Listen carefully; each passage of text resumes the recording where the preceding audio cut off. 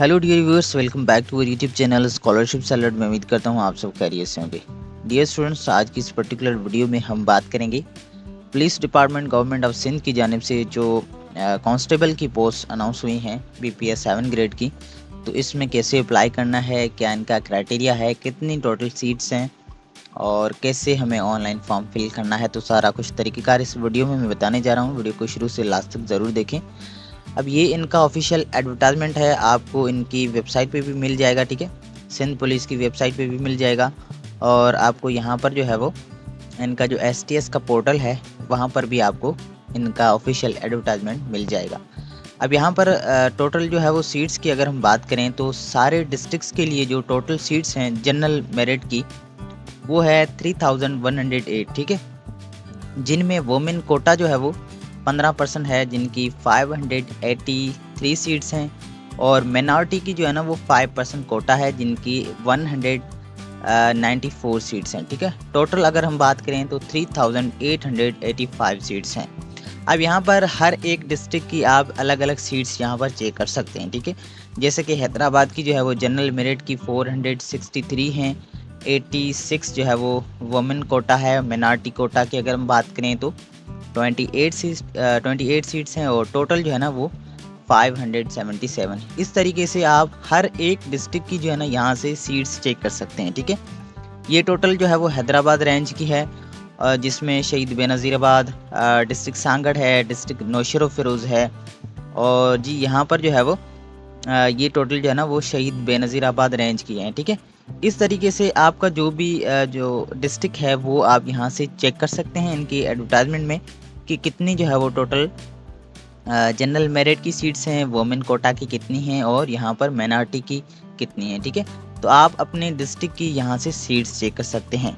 अब यहाँ पर कुछ इंपॉर्टेंट नोट में कह रहे हैं, ये चीज़ें पढ़ने से पहले मैं आपको यहाँ पर क्वालिफ़िकेशंस के हवाले से या एलिजिबिलिटी क्राइटेरिया बता देता हूँ कि इसके लिए कितनी क्वालिफ़िकेशन होनी चाहिए। इसके लिए जो क्वालिफ़िकेशन की नीड है वो आपका मैट्रिक है, यानी कि आपका मैट्रिक पास होना चाहिए, और आपकी जो एज लिमिट है वो 18 से 28 साल होनी चाहिए, ठीक है। और यहाँ पर फिज़िकल स्टैंडर्ड की अगर हम बात करें तो मेल के लिए जो हाइट है वो 5 फीट 5 इंचज़ जो है वो मिनिमम होनी चाहिए, ठीक है। इससे कम नहीं होनी चाहिए, इससे ज़्यादा हो तो इशू नहीं है, लेकिन इनकी जो रिक्वायरमेंट है उनके तहत 5 फीट और 5 जो है वो इंच होनी चाहिए, ठीक है। और चेस्ट की अगर हम बात करें तो आपकी मिनिमम 33 इंचेस होनी चाहिए, और जो आपकी एक्सपेंशन है चेस्ट की वो 1.5 इंचेस होनी चाहिए, ठीक है। और फीमेल के लिए हाइट जो है वो 5 फीट होनी चाहिए, ठीक है, विथ साउंड हेल्थ। यहाँ पर फिजिकल एंड्योरेंस टेस्ट की अगर हम बात करें तो मेल के लिए जो है ना वो 1600 मीटर्स है रनिंग, जो कि 8 मिनट्स में आपको कवर करनी होगी, और फीमेल कैंडिडेट्स के लिए जो है वो 800 मीटर्स जो कि उन्होंने 14 मिनट्स में कवर करने होंगे, ठीक है। यहाँ पर कुछ इंपॉर्टेंट नोट्स हैं जिसमें कह रहे हैं कि आपने ऑनलाइन एप्लीकेशन या रजिस्ट्रेशन जो है ना वो इनकी वेबसाइट पे करनी है, apply.sts.net.pk, ठीक है। ये इनका वेबसाइट है जो कि बाद में मैं आपको बताता हूँ कि आपने ऑनलाइन फॉर्म कैसे फिल करना है, ठीक है। जैसे आप फॉर्म को सबमिट करते हैं तो उसके बाद आपको जो है वो 1500 का चालान है वो आपका जनरेट होगा, वो आप किसी भी ABL या MCB बैंक में डिपॉजिट कर सकते हैं, ठीक है। Candidates are required to upload CNIC domicile PRC या form D 1 recent photographs academic documents when applying online. तो ये वो डॉक्यूमेंट्स हैं जो कि आपने ऑनलाइन अप्लाई करने होंगे, ऑनलाइन अपलोड करने होंगे जब आप ऑनलाइन अप्लाई करेंगे, ठीक है। एक आपका CNIC हो गया, आपका डोमिसाइल हो गया, PRC फॉर्म या फॉर्म D, और आपका एक रिसेंट फोटोग्राफ और एकेडमिक डॉक्यूमेंट्स, ठीक है, जिनमें मैट्रिक की मार्कशीट, मैट्रिक का सर्टिफिकेट्स वगैरह ये सारी चीज़ें होती हैं। अब यहाँ पर कह रहे हैं कि जो एक्चुअल वेरिफिकेशन होगी आपके ओरिजिनल सर्टिफिकेट्स की वो होगी जब आपका इंटरव्यू होगा तब, ठीक है। अगर कोई इनकरेक्ट या फॉल्स इन्फॉर्मेशन देता है तो उनको जो है वो डिसक्वालीफाई किया जाएगा, ठीक है। Candidates already in government service fulfilling the condition of eligibility criteria can also apply. No online application shall be entertained after last date. तो आपने लास्ट डेट से पहले पहले एप्लीकेशंस को सबमिट करना है और सारी चीज़ें सही तरीके से पुट करनी है।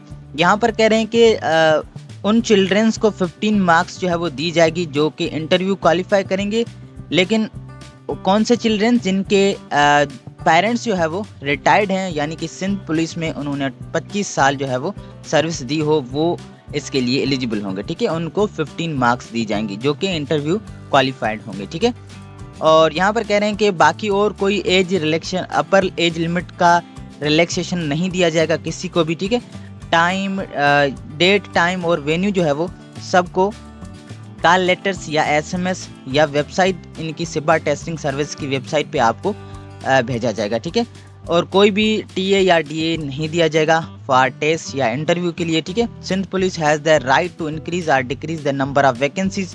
Candidates qualified in physical test shall only be called for written test by SIBBA testing service. Test venue and date shall be communicated separately. Candidates who do not fulfill the given criteria are advised not to submit online application. ठीक है, यहाँ पर जो apply करने की last date है वो 23 है अप्रैल की। ठीक है, तो आपके पास अभी बहुत सारे दिन हैं इसमें अप्लाई करने के लिए। अब मैं आपको बताता हूँ कि बेसिकली आपने इनकी वेबसाइट पे अप्लाई कैसे करना है।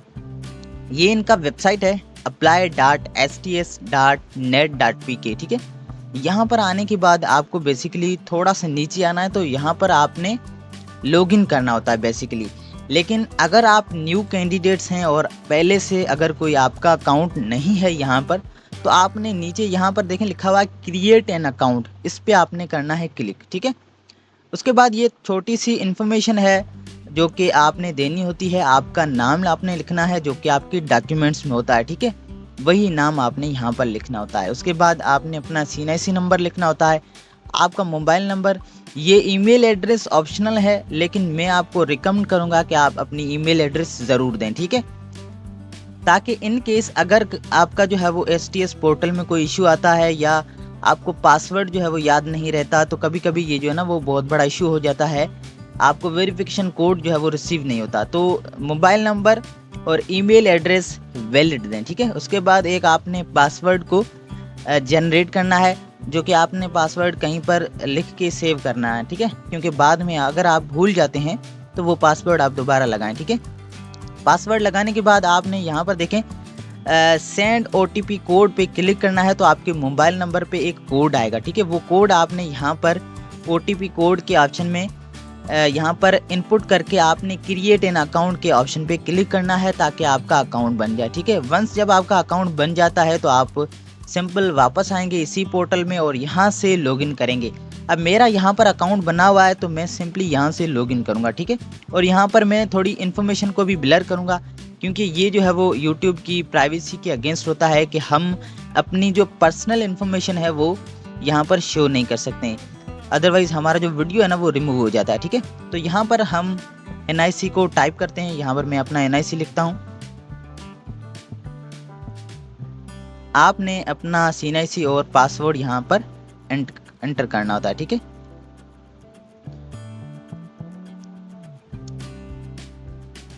जैसे ही मैं अपने अकाउंट में लॉगिन करता हूं तो मेरे पास बेसिकली कुछ इस टाइप का डैशबोर्ड आता है। ठीक है, यहाँ पर भी मैं अपनी पर्सनल इन्फॉर्मेशन है वो यहाँ पर हाइड करता जाऊंगा ताकि मेरी वीडियो रिमूव ना हो और आपको बाय द वे वैसे भी चीज़ें सारी समझ में आ जाएंगी। ठीक है, अब यहाँ पर जो है ना सॉरी आई थिंक लाइट चली गई। अब यहाँ पर देखें, पहले आपने जो है ना अपनी प्रोफाइल को कंप्लीट करना होता है। ठीक है, यहाँ पर माय प्रोफाइल के ऑप्शन पे आपने क्लिक करना है और यहाँ से देखें आपने कुछ इंस्ट्रक्शंस दी हुई है, इसको आपने फॉलो करना है। यानी कि जो आप अपनी प्रोफाइल पिक्चर को अपलोड करेंगे वो इस तरह की होनी चाहिए, इस तरह की होनी चाहिए। ठीक है, इस टाइप की नहीं होनी चाहिए, यानी कि सेल्फीज़ हैं या जो है वो ये जो है वो फीमेल की दी हुई हैं पिक्चर्स, इस तरह की नहीं होनी चाहिए। ठीक है, अब यहाँ पर देखें इंस्ट्रक्शंस में कह रहे हैं कि आपने अपनी रिसेंट पासपोर्ट साइज फोटोग्राफ्स को अपलोड करना है जिनका ब्लू या वाइट बैकग्राउंड होना चाहिए। ठीक है, और attach the front end back sides of your CNIC separately, तो आपने अपने NIC की बैक और फ्रंट को सेपरेटली अपलोड करना है और आपका जो डोमिसाइल है और फॉर्म C है या फॉर्म D जो है वो आपने यहाँ पर अपलोड करना होता है। यहाँ पर कह रहे हैं कि जितने भी आप फाइल्स को अपलोड करेंगे उनकी जो साइज़ है वो 1 MB से ज़्यादा नहीं होनी चाहिए। ठीक है, और जो आपकी फाइल्स हैं ये या तो JPG में होनी चाहिए या PNG फॉर्मेट में होनी चाहिए। ठीक है, उसके बाद यहाँ पर पर्सनल इन्फॉर्मेशन में कह रहे हैं कि आप अपना फुल नेम से लेकर CNIC और आपका मोबाइल नंबर, आपकी ईमेल एड्रेस, ये सारी चीज़ें देंगे। ठीक है, और यहाँ पर जब आप अप्लाई करेंगे ना, तो पहले अगर आपका अकाउंट बना हुआ होगा तो ये सारी चीज़ें ऑटो फिल्ड होंगी, ठीक है, और वो आप चेंज नहीं कर सकते। लेकिन पहले मैं रिकमेंड करूँगा कि अपनी प्रोफाइल को जो है ना वो कंप्लीट फिल कर लें। अब थोड़ा सा हम नीचे आएंगे तो यहाँ पर देखें, ये हमारी है पर्सनल इन्फॉर्मेशन। अब यहाँ पर एक पेन का आइकन होगा एडिट सेक्शन का, अभी इस पर आप क्लिक करके यहाँ पर आप अपना नेम वगैरह लिखेंगे, ठीक है।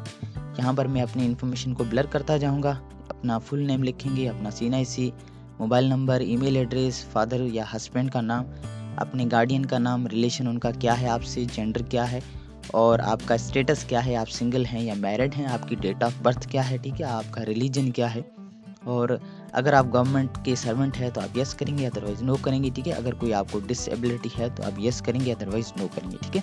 उसके बाद हर सेक्शन आप फिल करते जाएंगे और यहाँ से सेव करते जाएंगे, ठीक है।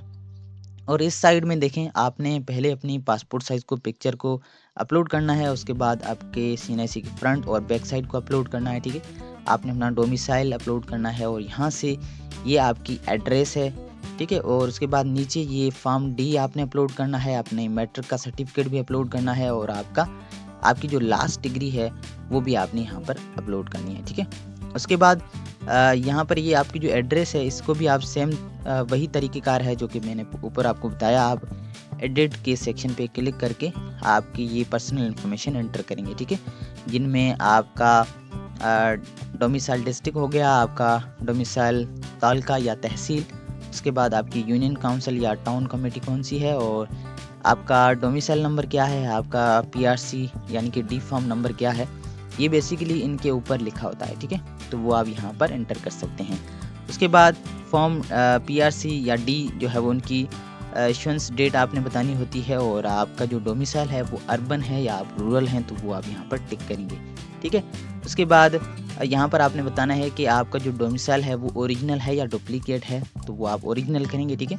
करंट एड्रेस आपकी क्या है, और आपकी पोस्टल एड्रेस, और ये परमानेंट एड्रेस, ये आप तीनों सेम भी दे सकते हैं। अगर आप कहीं और जगह रह रहे हैं तो वो आप डिफरेंट कर सकते हैं, लेकिन आपकी जो परमानेंट एड्रेस है वो आपकी जो है ना आपकी जो डॉक्यूमेंट्स में होती है वही होनी चाहिए, ठीक है। उसके बाद ये आपकी जो है वो एजुकेशनल इन्फॉर्मेशन है, जिसमें पहले आप जो है वो मैट्रिक की इन्फॉर्मेशन देंगे। इसको भी सेम तरीके से आप एडिट के सेक्शन पे क्लिक करके पहले जो है वो अपना बोर्ड वगैरह बताएंगे, अपना कंट्री बताएंगे, आपको पासिंग ईयर कौन सा है, परसेंटेज कितना है, और ग्रेड या GPA या डिवीजन आपका कौन सा है, ठीक है। और उसके बाद आपने HSC यानी कि इंटरमीडिएट की इन्फॉर्मेशन देनी है। अगर आपके पास है तो दे दें, अदरवाइज़ इसको आप लीव भी कर सकते हैं, क्योंकि ये पोस्ट मैट्रिक की बेस पे है।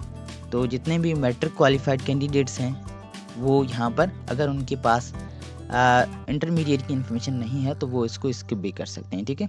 नीचे आपने अगर आपने कहीं पर सर्टिफिकेशंस या डिप्लोमा वगैरह किया है तो वो आप एडिट के सेक्शन पे क्लिक करके दे सकते हैं, अदरवाइज इसको आप लीव कर दें, ठीक है। ये फिजिकल फिटनेस इन्फॉर्मेशन है, इसको आप अभी जो है वो लीव भी कर सकते हैं। अगर कोई आपका एक्सपीरियंस है वो आप दे सकते हैं, अदरवाइज ये वाले सेक्शन जो है ना वो मैंडेटरी नहीं है, ठीक है। और यहाँ पर आपको अब जैसे आप अपनी ये इन्फॉर्मेशन फिल कर लेते हैं तो उसके बाद आपने कहाँ पर जाना है, एक्टिव प्रोजेक्ट्स के ऊपर क्लिक करना है, ठीक है। यहाँ पर देखें, ये जो है वो आपको यहाँ पर एडवर्टाइजमेंट और इनका ये पोस्ट है वो शो होगी, ठीक है।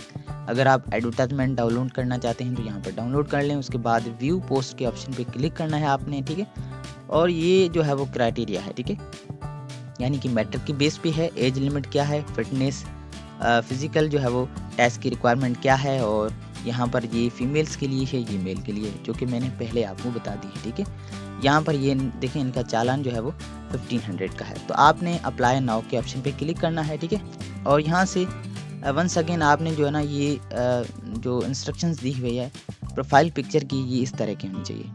थोड़ा सा आपने नीचे आना है और यहाँ पर ये आपकी पर्सनल इन्फॉर्मेशन है जो कि आपने पहले एंटर की है, वही यहाँ पर आ जाएगी, ठीक है। अपना फुल नेम, आपकी ईमेल एड्रेस, ये सारी चीज़ें एक बार चेक कर लें, ठीक है। उसके बाद आपके फादर या हस्बैंड का नाम, आपकी डेट ऑफ बर्थ क्या है, जेंडर आपकी क्या है, रिलीजन कौन सा है, और यहाँ से अगर आप गवर्नमेंट के सर्वेंट हैं तो आप यस करेंगे, अदरवाइज इसको लीव कर सकते हैं। अगर आप चिल्ड्रन ऑफ सर्विंग, आपके जो पेरेंट्स हैं वो रिटायर्ड एम्प्लॉय हैं तो आप यहाँ पर यस करके उनकी डिटेल दे सकते हैं, ठीक है।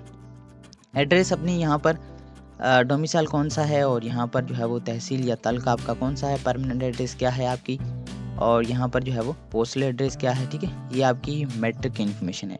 आपने मैट्रिक का बोर्ड कौन सा है वो बताना है, और यहाँ से आपका पासिंग ईयर और आपका परसेंटेज कितना है, ये लिख के सिंपली आपने फॉर्म को सबमिट करना है, ठीक है।